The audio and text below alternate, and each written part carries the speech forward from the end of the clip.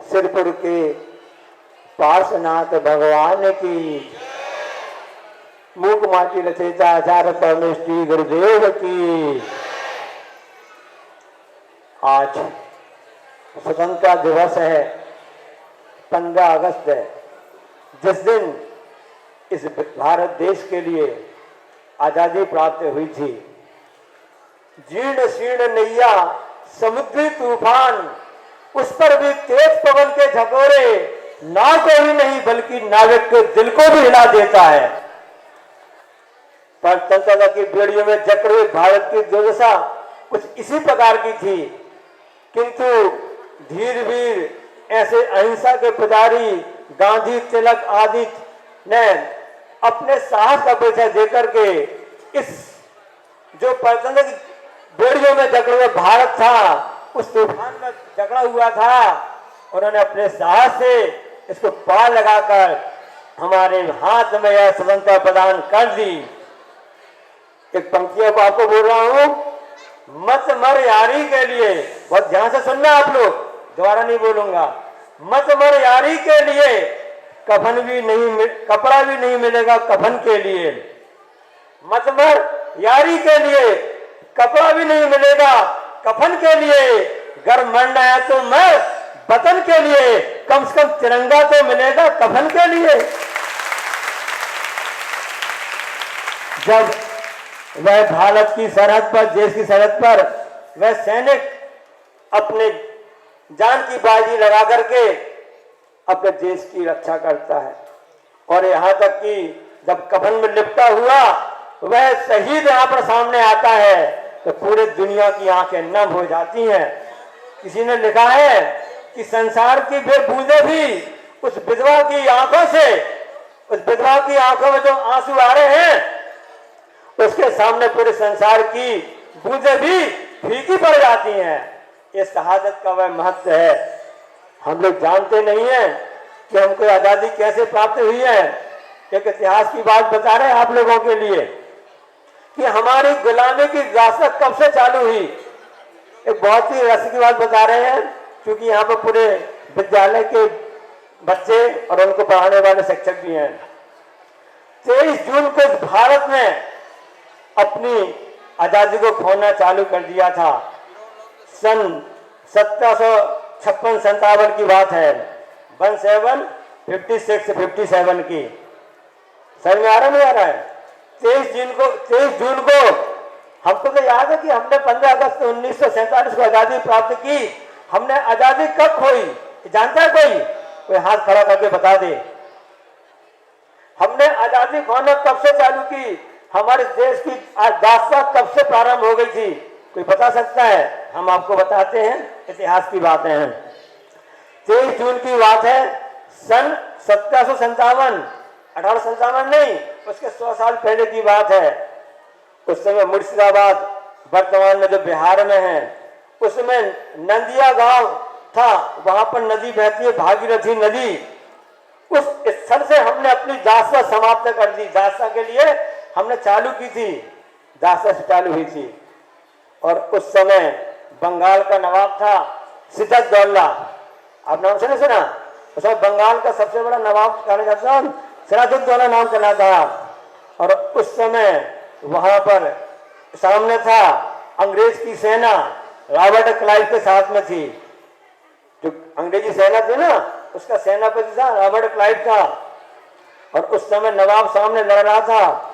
उस समय मीर मदान थे और मोहनलाल थे, इस देश के ऐसे सेनापति थे, ऐसे देशभक्त थे, इन्होंने लड़ते लड़ते अपनी जान की बाजी लगा दी। लेकिन इस देश का इतिहास रहा है, इस देश में यदि देशभक्त भी रहे हैं तो इसमें देश में गद्दार भी रहे हैं। गद्दार जानते हो? तो धोखा दे देते हैं, सबको मालूम है गद्दार क्या कहलाते हैं। आजकल तो भारत देश में गली गली पर गद्दार मिलते रहते हैं, जो कि देश को खोखला कर रहे हैं। उसे समझ नहीं रहे हैं भारत में अराजकता है, जातिवाद है, समाजवाद है, यहाँ तक कि भतीजावाद है। ये सब लाल फीसा शाही है। ये सब उस भारत को तो अपने आप, उस जो भारत था आज के 3 साल पहले, उसको उन्होंने कैसा क्या कर दिया, कंगाल बना दिया। जो भारत सोने की चिड़िया कहलाती थी, कंगाल बना दिया। उसमें सबसे पहले हाथ जो माना जाता है तो मीर जाफर है, जो गद्दार रहा है। राय दुर्लभ थे, सामने सेना खड़ी है अंग्रेजों की राजपाट में। यहाँ पर बंगाल का नवाब, बहुत शक्तिशाली सेना थी उसके पास में, सिराजुद्दौला थी। उन्होंने गद्दारी कर दी। अब अंग्रेजों से जा मिले और जो भारत का उस समय बंगाल का नवाब सिराजुद्दौला पर उसको पराजित होना पड़ा। उस समय से भारत देश सोने की चिड़िया की दास्तां प्रारंभ हो गई थी। वह दिन था 23 जून का 1757 का, जिसको कहा जाता है प्लासी की लड़ाई। प्लासी से ना पढ़ा, आपने नहीं पढ़ा, प्लासी की लड़ाई कही जाती है। उस समय दास्तां शुरू हो गई थी। आज भी वह लड़ाई चल रही है। उस समय गद्दारों ने की थी। आज देश में ये बात ऐसी हो गई है, इसलिए आज स्वतंत्रता दिवस पूरा भारत मना रहा है। हम यही कहना चाहेंगे कि 75वां, जिसको कहते हैं अमृत महोत्सव मनाया जा रहा है, जिसको हीरक जयंती भी कह सकते हैं, तो उसके मन सार्थक समय हम आज़ादी को सच्चे अर्थों में समझें। हमने आज़ादी क्यों पाई, कैसे पाई, उसका स्वरूप क्या था। गांधी जी एक समय, जो गुरु जी ने आपको सबको बताया था ना, कि गांधी जी की जो भावना थी कि हमको आज़ादी चाहिए, किस स्तर पर चाहिए है, यहाँ नशाबंदी बंद होना चाहिए, गौ हत्या बंद होनी चाहिए, परस्पर सद्भाव और प्रेम होना चाहिए। इस भारत का इतिहास रहा है, जीतना और लौटा देना। बस ये बात बता रहे आपको, भारत का इतिहास रहा है, जीतना और लौटा देना। कैसा है, ये हमारी भारतीय संस्कृति रही है। सबसे पहले आदिनाथ भगवान के समय से हम उदाहरण लेते हैं। उस समय बाहुबली और भारत का आपस में युद्ध हुआ था। किसका? भारत और बाहुबली का। कितने युद्ध हुए थे बच्चों, मालूम है आपको? 3 युद्ध हुए थे भारत और बाहुबली के बीच में। मलयुद्ध, दस्ती युद्ध और एक हुआ था जल युद्ध हुआ था। उसमें बाहुबली जीत गए, लेकिन उससे बाहुबली जी को बैराग आ गया, ये धरती तो अब मेरे लायक नहीं है, इस धरती पर तो लड़ाई होती रहती है, हमको तो अपनी आत्मा को जीतना है। अनादिकाल से आत्मा परतंत्र है, कर्मों से जकड़ी हुई है। आज आजादी का दिन है। उस समय बाहुबली स्वामी ने सोचा कि मुझको आजादी मिलनी चाहिए, किससे? कर्मों से।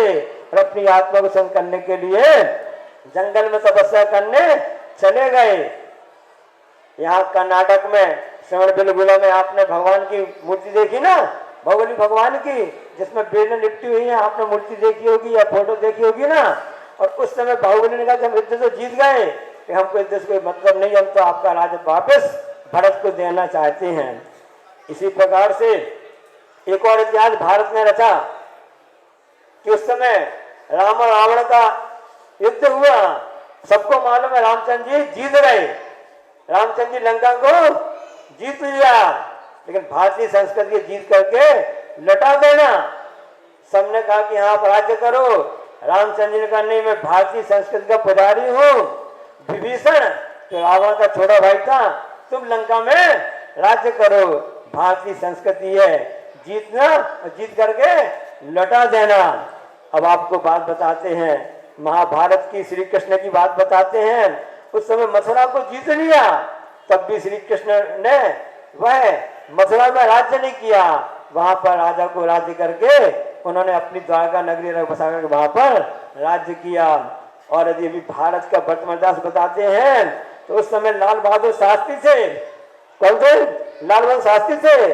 पाकिस्तान से लड़ाई हुई थी, तब भी लाल शास्त्री ने कह दिया कि तुम वहां पर चले जाओ, तुमको हम जीत तो चुके हैं, अब तुम अपना राज्य करो। ये भारतीय संस्कृति है, भारतीय लोगों की विशेषता है। उस समय भारत के प्रधानमंत्री लाल बहादुर शास्त्री थे।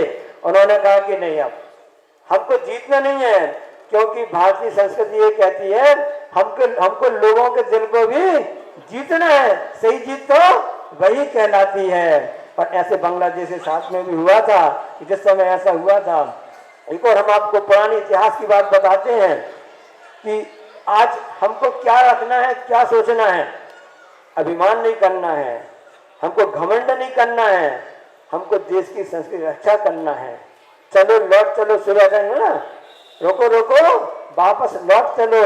इसलिए इंडिया को हटाना है, भारत को कहना है। आचार्य महाराज जी ने बहुत ही अच्छी बात मूक माटी में लिखी है।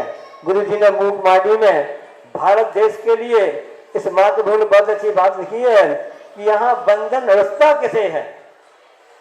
आज के दिन भारत गुलामी के बंधन से मुक्त हुआ था ना, तो यहाँ बंधन रिश्ता किसे है? मुझे भी प्रिय है स्वतंत्रता, तभी तो किसी के बंधन में मैं बंधना नहीं चाहता, न किसी को बांधना चाहता हूँ। स्वतंत्रता कहो, अहिंसा कहो, एक ही बात है। अहिंसा एक कहती है मैं ना मैं किसी को बांधता हूँ न किसी से बनता हूँ, मैं बनता हूँ तो अपने आत्मा के अनुशासन से बनता हूँ। इसलिए आज सबको यह प्रण करना है बच्चों के लिए कि यदि हमारे देश की इस आजादी को मना रहे हैं तो हमको सबसे पहले अनुशासन सीखना होगा। क्या सीखना होगा? अनुशासन, डिसिप्लिन। और उसमें साथ साथ में ये भी सीखना पड़ेगा कि हम अपने बड़ों का सम्मान कैसे करें। जब तक हम बड़ों का सम्मान नहीं करेंगे, उनका आशीर्वाद प्राप्त नहीं करेंगे, तब तक हम आगे बढ़ नहीं सकते हैं। इसलिए स्वतंत्रता का सही अर्थ ये होता है। बच्चे कहते रहते हैं कि पिताजी, मम्मी, पापा, मम्मी हमको स्वतंत्र होने दो, मेरी तो लाइफ है, मेरी भी तो जिंदगी है। सबके मन में आता ना। बच्चों, वो स्वतंत्रता वास्तव में हमको किसी के बंधन में नहीं रहना है, वह अनुशासन वास्तव में स्वतंत्रता ही है।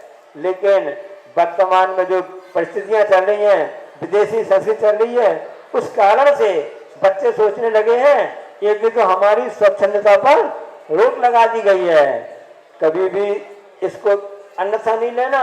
यदि आपके माता पिता, आपके टीचर, शिक्षक जन, गुरुजन, आपके बड़े भाई भाभी, बड़े भाई भैया, दीदी लोग आप कुछ समझा रहे हैं, बता रहे हैं, उसका सही समझना कि वह हमारे अच्छे के लिए कर रहे हैं, हमको सही शिक्षा दे रहे हैं। क्योंकि एक और बात लिखी भारत में आचार्य महाराज जी ने मूक माटी में कि धरती की प्रतिष्ठा बनी रहे। क्या आचार्य जी ने क्या लिखा है? कि धरती की प्रतिष्ठा बनी रहे और हम सबकी धरती में निष्ठा बनी रहे, इस मातृभूमि में हमारी निष्ठा बनी रहे। यही सबसे बड़ा धर्म होता है। धर्म और से देश दोनों आपस में एक दूसरे के पहलू हैं, एक सिक्के के दो पहलू हैं।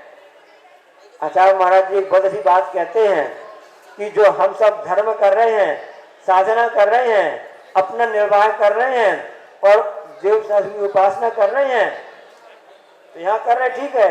और जो बॉर्डर में सैनिक लगे हुए हैं, जो देश की रक्षा कर रहे हैं, तो बुद्ध उस धर्म कर ही नहीं रहे हैं, तो भगवान का भजन कर ही नहीं रहे हैं, प्रभु की भक्ति कुछ कर भी नहीं रहे हैं, तो उनको पाप लग रहा होगा। और हम लोग धर्म कर, हम लोग को पुण्य लग रहा होगा। ये मन में प्रश्न आता ही नहीं आता है। आचार्य महाराज जी कहते हैं कि नहीं, चाहे मुनि हो चाहे मिलिट्री हो, दोनों में एक सा नियम लगता है। आप यहाँ पर बैठकर जो धर्म कर रहे हैं, जो पांचनाथ भगवान की भक्ति कर रहे हैं, पूजन आराधना कर रहे हैं, ऐसे प्रभु की भक्ति कर रहे हैं, गुरु की उपासना कर रहे हैं, जो आप पुण्य कमा रहे हो, उसका छठवां हिस्सा उस देश की रक्षा में लगे हुए उन सैनिकों के हिस्से में जाता है। क्योंकि वह बॉर्डर पर, उस सीमा रेखा पर वह सैनिक नौजवान नहीं खड़े होते, चाहे वह आपकी थल सेना हो या आपकी जल सेना हो या आपकी वायु सेना हो।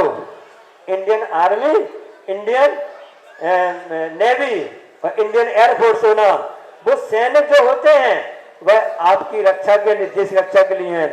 उन्हीं की बदौलत तो है कि यहाँ पर भारत देश में प्रत्येक नागरिक अपने अपने धर्म की, अपने इष्ट की आराधना करते हुए अपना निर्वाह कर रहा है। उनका बहुत बड़ा योगदान है। और जैसा मुनियों के लिए हमेशा हम लोग कदाची बताते रहते हैं कि जैसे मिलिट्री में अनुशासन होता है, वैसा मुनियों में अनुशासन होना चाहिए। जैसी जनवाणी की आज्ञा होती है वैसा ही करना चाहिए। इसलिए भारत अहिंसा के पुजारी है। और आपको मालूम है भारत का राष्ट्रीय चिन्ह क्या है? क्या बच्चों बताओ? 3 शेर है। 3 शेर है।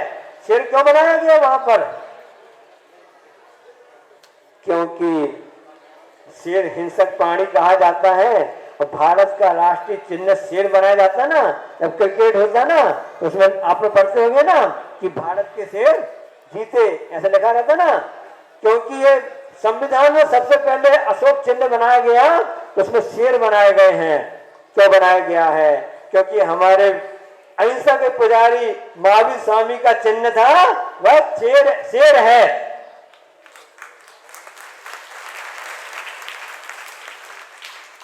और 24 भगवान के चिन्हों में कछुआ तो मिलता है और उसमें खरगोश का नहीं मिलता है। कभी आपने विचार किया? हम आपके सामने प्रश्न रखना चाहते हैं कि 24 शंकर भगवान के चिन्हों में चिन्ह तो कछुआ का है, बैल का भी है ना, घोड़ा का भी है, अनेक चिन्ह है। खरगोश का चिन्ह नहीं है, कछुआ का चिन्ह है। 20 मुसलमान कछुआ का चिन्ह है। आपने बचपन में कहानी पढ़ी होगी, मैं आपको याद दिलाता हूँ। और वही बात आचार्य महाराज जी ने मूकमाडी में भी लिखी हुई है। और आपको बात और बता दें, मध्य प्रदेश के पाठ्यक्रम में भी वो कविता भी शामिल हो गई है और पंक्तियां शामिल हो गई है मूकमाडी की। क्योंकि कछुआ था और एक खरगोश था। आपको कहानी मालूम नहीं मालूम? कछुआ था और एक खरगोश था। दोनों में शर्त लगी कि चलो दौड़ लगाते हैं और कौन जीतता है। सबको कहानी मालूम नहीं मालूम? मालूम है ना? दौड़ चालू हो गई थी। बच्चों अच्छा लग रहा है ना? समझ में आ रहा ना? हाँ, तो कछुआ और खरगोश की दौड़ चालू हो गई थी। और खरगोश से तेज दौड़ता है, अच्छा सुंदर भी दिखता है, सफेद सफेद दिखता है ना, और अच्छा सुंदर दिखता है ना। तो खरगोश तो दौड़ करके आगे चला गया। कछुआ क्या करता है? कछुआ तो धीरे धीरे चलता है। कछुआ अपना धीरे चलता रहा और उसके बाद जब आगे पहुंच गया, अब खरगोश ने सोचा अभी कछुआ तो बहुत पीछे है। खरगोश ने क्या सोचा? कछुआ तो अभी बहुत पीछे है, इसलिए क्या करें, थोड़ी देर के लिए हम विश्राम कर लेते हैं, थोड़ी देर के लिए हम सो जाते हैं। तो वहां खरगोश पेड़ के नीचे ठंडी हवा के नीचे सो गया और कछुआ धीरे चलते गया। अब अपने धीरे यात्रा करते जहां पर पहुंचना था वहां पर पहुंच गया। तो विजेता कौन बना? कछुआ। वह धीरे चलता रहा, वह कहीं भी सोया नहीं। खरगोश क्यों हार गया? क्योंकि वह सो गया था, क्योंकि उसने आलस्य किया था, उसने प्रमाद किया था। इसलिए बच्चों, हम आपसे कहना चाहते हैं कि आप स्कूल में अपनी परीक्षा में सफलता प्राप्त करना चाहते हो ना, तो उसके लिए कभी आलस्य नहीं करना, कभी प्रमाद नहीं करना। जब पढ़ाई का समय हो पढ़ाई करना और जब सोने का समय तो सोना। इसलिए कोई भी जो अहिंसा धर्म के उपासक है, 24 भगवान के उपासक हैं, वो सो न जाए, क्योंकि आलस का प्रतीक कछुआ है और से चलते रहने का प्रतीक जो है आलस का प्रतीक जो है वह खरगोश है और जो चलते रहने का प्रतीक है वह कछुआ है। कछुआ चलता रहता है ना, इसलिए 20 में जो तीर्थंकर भगवान है, मुसलमान भगवान, उनका चिन्ह कछुआ का बनाया और खरगोश का चिन्ह बनाए नहीं है। कितनी सी बात आपको बताई ना, ऐसी बात बताई ना। इसलिए आगे बढ़ना है, आगे कदम बढ़ाना, एक अकेला रुक जाए तो मिलकर उसे उठाना, साथी हाथ बढ़ाना, साथी हाथ बढ़ाना। आज स्वतंत्रता दिवस है, हमें संकल्प लें कि हम अपने साथी भाइयों के लिए, अपने दोस्तों के लिए, अपने जितने भी आसपास रहने वाले हैं, उनमें कोई भी किसी को भी परेशानी आती है, आर्थिक संकट आता है, किसी मदद की जरूरत पड़ती है, तो हम उनकी सहायता करते रहेंगे। तभी सही अर्थों में आजादी बनाने का हमारा सार्थक होगा कि सही अर्थों में आजादी को हमने समझा है। इसलिए कब हम गुलाम हुए थे वो बात हमने आपको बताया, याद रखना। देश में ऐसी गुलामी होती रही है। एक और इतिहास की बात हम आपको बताते हैं। पृथ्वीराज चौहान भारत का बहुत बड़ा अच्छा शासक हुआ है और उसने मोहम्मद गोरी को 17 बार हराया है। कितनी बार? 17 बार मोहम्मद गोरी को हराया है पृथ्वीराज चौहान ने। लेकिन 18वीं बार हार गया। क्यों हार गया? क्योंकि पृथ्वीराज चौहान की सेना में जो एक व्यक्ति था उसका नाम था जयचंद। उसने गद्दारी कर दी, उसने देशद्रोह कर दिया, उसने धोखाधड़ी कर दी। उसका परिणाम रहा कि उस कारण से पृथ्वीराज चौहान को हारना पड़ा। इसलिए हमको हमेशा अच्छा करना है, सबकी भलाई करना है, कभी किसी के साथ हमको अहित नहीं करना है। आज के दिन यही सब शिक्षा प्राप्त करते हैं। आज पूज्याचार्य महाराज जी का आगमन होने वाला है और हम तब तक आपके लिए बात बताते हैं कि जिस प्रकार से यदि हम जागते नहीं रहे, इसी प्रकार से हम अलर्ट नहीं रहे, तो ऐसा ना हो कि हमारे देश हमारे हाथ में आई हुई आजादी पुनः फिसल करके गुलामी में बदल न जाए। हम दो पंक्तियां बना अपनी बात समाप्त करूंगा। बिछ गए दीवाने नींव में, बिछ गए दीवाने नींव में, दीवार के नीचे गड़े हैं, महल अपने शहीदों की छातियों पर गड़े हैं।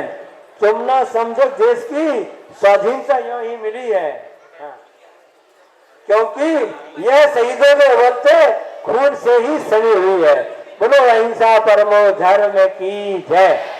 परम पूज्य श्री विद्यासागर जी महामुनिराज की जय।